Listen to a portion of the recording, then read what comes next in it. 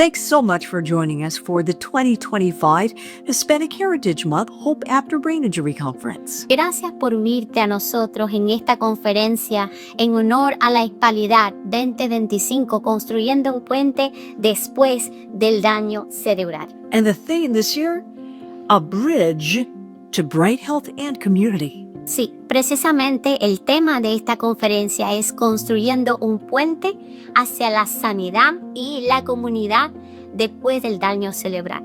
The website to visit to watch any of these presentations is La website a la que puedes acudir para ver cualquiera de estas próximas presentaciones es hopeafterbraininjury.org. Esperanza después de el daño.org. Thank you so much for joining us. Gracias, muchas gracias por unirte. In life, tough times meet us every day. Las dificultades de la vida nos encuentran cada momento de ella, But hope is there to meet us pero la esperanza está allí para encontrarse con nosotros and help us through every situation. y acompañarnos a partir de todas las situaciones. Amen. Amén. Today, we are going to address depression and anxiety with Jeanette Toledo.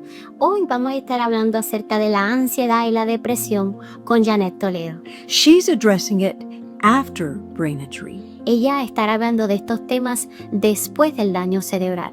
Let's get to know Jeanette a little better. Vamos a conocer a Jeanette un poquito mejor.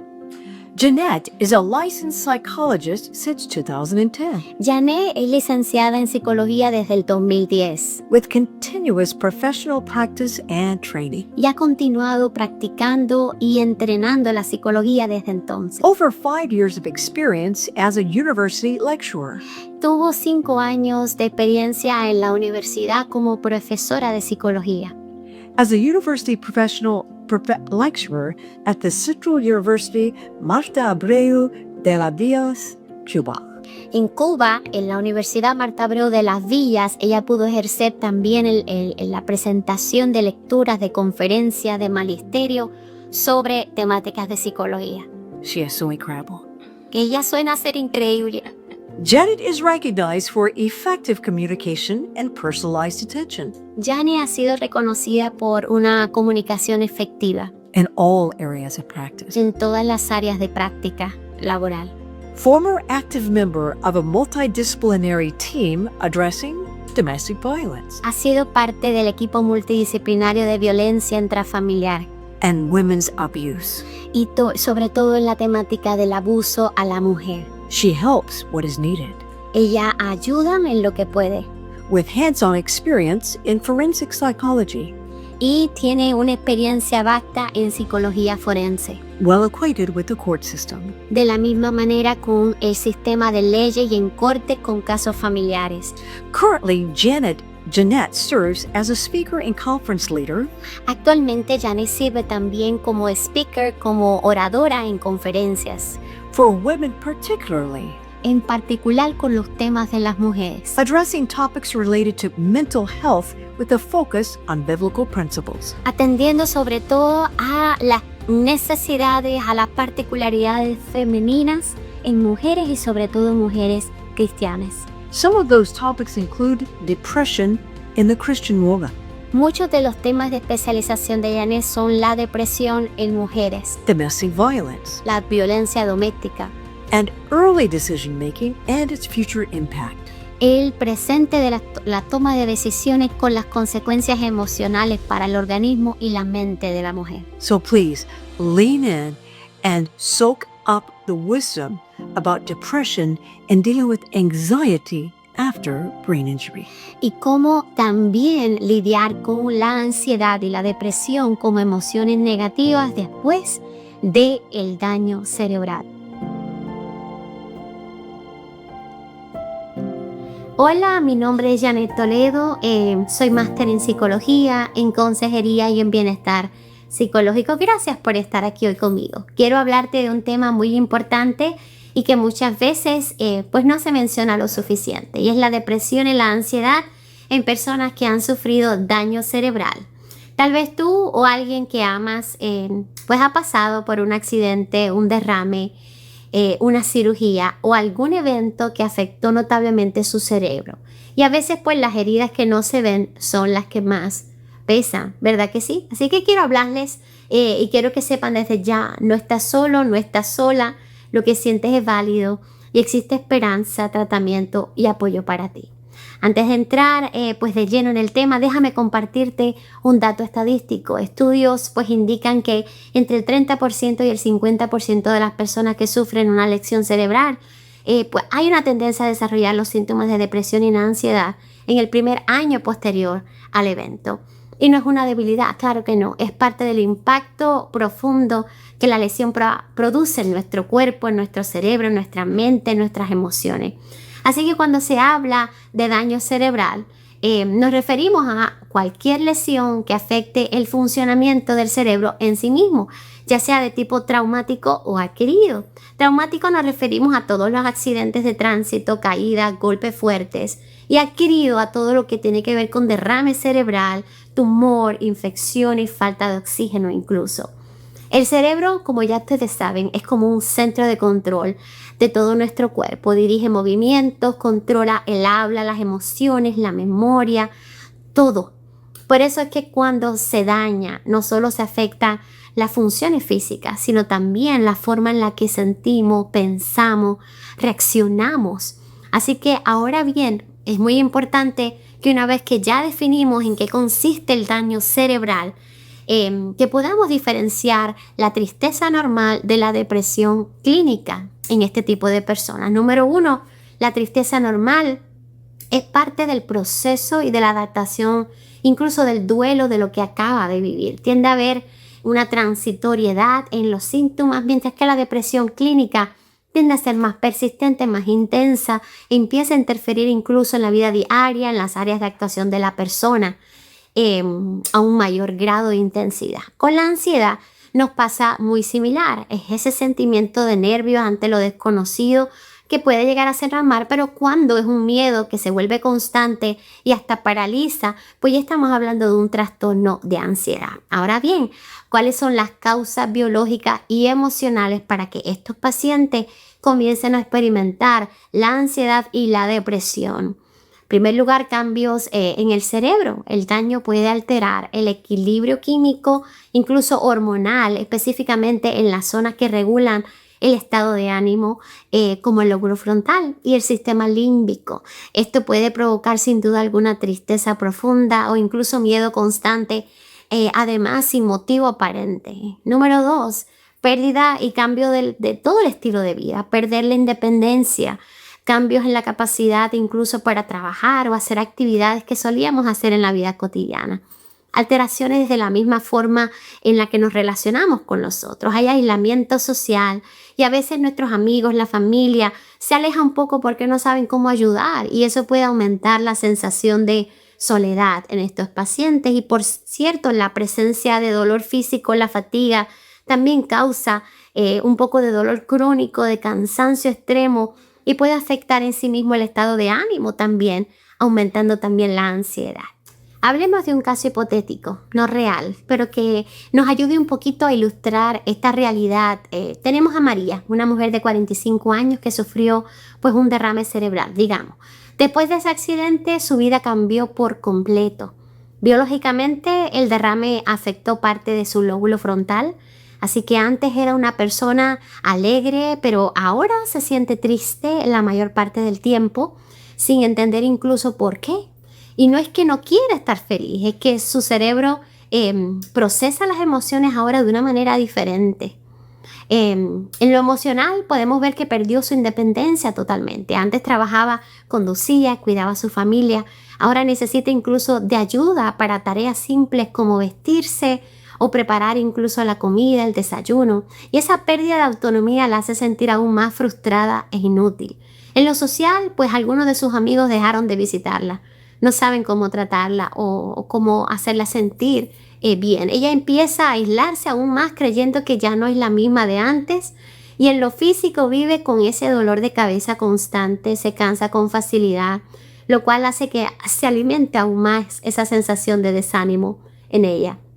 Con todos estos factores juntos, la depresión y la ansiedad pues comienzan a crecer como una sombra que se comienza a apoderar de ella. Así que muchas veces las personas en su alrededor pues suelen decir incluso es que no se esfuerza lo suficiente, es tan débil, pero no es así. La realidad es que el daño cerebral toca cada área de la vida, del cuerpo, de la mente, de las emociones y de las relaciones. Y así como María, miles de personas enfrentan esta lucha invisible y necesitamos comprender que no es falta de voluntad, sino un proceso complejo donde incluso la biología, las emociones, la pérdida y el entorno se entrelazan para ir entonces a dar al traste con lo que está viviendo emocionalmente. Analicemos algunas de las señales de alerta. En cuanto a la depresión, es importante que veamos que hay pérdida notable del interés por aquellas actividades que disfrutaba con anterioridad. Quizás le encantaba escuchar música, hacer caminatas, salir de casa, pero ahora deja de hacerlas porque simplemente no tienen sentido o no tiene el deseo de hacerlas como antes. Hay un cansancio constante y que aquí podemos ver que aunque duerma quizás toda la noche, hay un despertar agotado, sin fuerza, sin motivación para hacer aquellas actividades simples como bañarse, preparar alimento, etcétera, etcétera. Número 3, hay cambios en el sueño, en el apetito. Puede que incluso pase la noche entera sin dormir o al contrario, dormir de más. Lo mismo con la comida, dejar de tener apetito o comer en exceso para llenar un vacío emocional que siente. Número 4, sentimientos de inutilidad o desesperanza. De alguna manera quizás piensa, soy una carga para otros, para mi familia, nunca voy a mejorar, nada va a cambiar en mi vida. Y hay señales también que nos alertan de que estamos en presencia de ansiedad. Hay tensión muscular, palpitaciones. Ejemplo de esto es que quizás le duele el cuello, la espalda constantemente por estar tensionado, o el corazón se acelera sin razón aparente, incluso estando en reposo, sin ninguna actividad. Hay miedo constante de que algo malo va a suceder. Quizás antes de que un ser querido salga de casa, imagina accidentes o situaciones caóticas negativas y no puede dejar de pensar en ello. Número 3, hay dificultad para concentrarse. Quizás lea una y otra vez la misma página del libro varias veces para poder entender y se da cuenta que no logra captar lo que acaba de leer. Su mente está en alerta constantemente, pero no logra aprender. Evita lugares o actividades también por temor. Quizás deja de ir a supermercados porque teme sentir pues de pronto un ataque de pánico, de ansiedad en público, o evita quizás manejar por el miedo a perder el control. Importante, si notas alguno de estos síntomas en ti o en alguien cercano y que duran más de 2 semanas de duración, por favor, es el momento de buscar ayuda. Hablemos un poco pues sobre las estrategias para el manejo de la depresión y de la ansiedad en estos pacientes propiamente dicho. Las vamos a dividir en 2 grandes grupos, las intervenciones profesionales y las estrategias personales y familiares. Así que comencemos con la intervención profesional y aquí encontramos la psicoterapia adaptada al daño cerebral y vemos que no todas las terapias pues van a funcionar de la misma manera. Por ejemplo, una terapia cognitivo-conductual modificada pues puede incluir el uso de ayudas visuales, sesiones más cortas o repeticiones frecuentes para quizás ajustarse más a la capacidad de memoria y de concentración de la persona. Quizás un tratamiento farmacológico o un psiquiatra puede recetar antidepresivo o ansiolítico en casos necesarios. Es importante también, si me escuchas, si me ves, que no te automediques, ya que cada cerebro lesionado pues va a responder de una manera diferente ante la medicación. Terapias complementarias, pues aquí encontramos la fisioterapia, ayuda a mejorar la movilidad, a reducir el dolor, y a poder aumentar la independencia. La terapia ocupacional enseña estrategias prácticas para actividades cotidianas como vestirse, cocinar, manejar el dinero. La logopedia pues mejora la comunicación, especialmente si hubo dificultades en el habla o la comprensión después del daño pues cerebral. Y llegamos entonces al grupo 2, las estrategias personales y familiares, donde encontramos en primer lugar las rutinas Establecer rutinas es saludable, es seguridad. Por ejemplo, levantarse y desayunar, hacer ejercicios, luego de una actividad recreativa, pues siempre en los mismos horarios. Esto va a reducir la ansiedad del paciente y ayuda a la memoria del mismo. Número 2, una actividad física adaptada, ya sea caminar en el vecindario, estiramientos, quizás suaves, ejercicio acuático, puede incluso mejorar el estado de ánimo y el sueño del paciente. Lo importante no es la intensidad del ejercicio, sino la constancia y los horarios. Los grupos de apoyo son importantes. Participar en reuniones presenciales, virtuales, es como darle vida una vez más a esta persona porque comienza a experimentar ese sentimiento de sentirse comprendido, de que no está aislado. Compartir estrategias de afrontamientos con otros enriquece su forma de afrontamiento. Técnicas de relajación, quizás respirar profundo, inhalar, 4 tiempos, sostener, exhalar. La meditación guiada con audios cortos, quizás de 5 a 10 minutos. Quizás una oración o una lectura espiritual en caso de aquellos que tienen fe.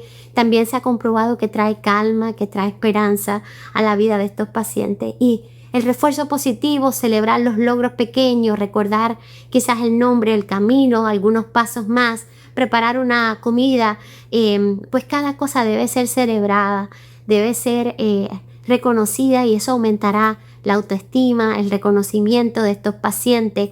Y el acompañamiento va a marcar la diferencia. Escuchar sin interrumpir, aunque las frases quizás sean cortas o confusas. Validar las emociones en lugar de decir, quizás no llore. Pues responder de esta manera, te entiendo, lo podemos hacer juntos, sé por qué estás triste, pero estoy contigo. Tener paciencia y una escucha activa a este tipo de personas marcará la diferencia. Y logrará aprender de que puede intentarlo por sí solo. Recordemos, el amor, la comprensión y la fe en el proceso son terapéuticos en sí mismos.